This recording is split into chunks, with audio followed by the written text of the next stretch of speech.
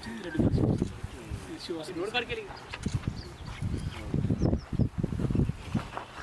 నర్సాపూర్ అవుట్స్కట్స్లో కూడా చూసుకున్నారు. అది తీసుకెళ్ళి అవి మున్సిపాలిటీ లోపలనే జాగ్రత్తగా చూడండి. సో ఇప్పుడు ఈ పోల్స్ పెట్టినవి అయితే మొత్తం అంతా ఎగ్జామ్షన్కి పెట్టేయండి. ఈ పోల్స్ పెట్టినంత కూడా ఇక్కడెక్కడ కూడా ప్లాట్ల కింద అమ్మేస్తే ఇంకేమీ అగ్రికల్చర్ చెయ్యరు వాళ్ళు. ఇది మొత్తం కూడా పెట్టేసుకోండి. అటు సైడ్ అంతా ఓకే, ప్రాపర్ అవంతా మొత్తం అవి చూడని అవసరం లేదు, తెలుసు. కన్వర్షన్ అయిపోయింది, బాగా కూడా ఏం రాలేదు. 2 acres 20 గుంటాస్ మాత్రమే ధరణిలో వస్తుంది.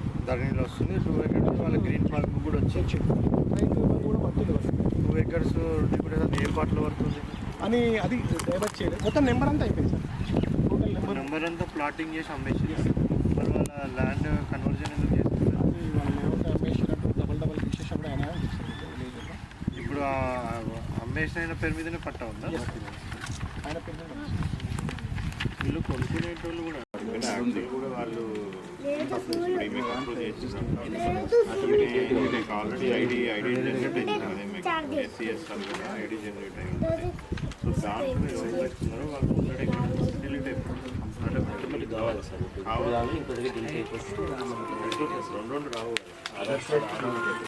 మీ కార్డులో ఉన్నాను నేను, మీ కొడుకు ఒకటి ఉంది, దానికి 12 కిలోలు వస్తున్నాయి.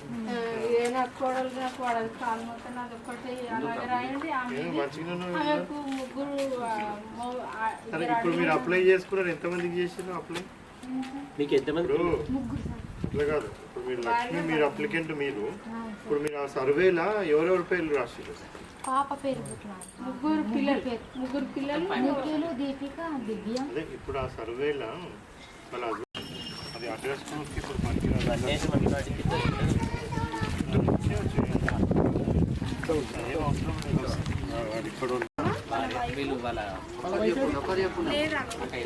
ఈ పాప ఆమె మా పిన్ని బిడ్డకి రేషన్ కార్డు ఉంది. నేనైతే గాజరామ మహారాష్ట్ర రేషన్ కార్డు ఎంట్రీ కాలేదు.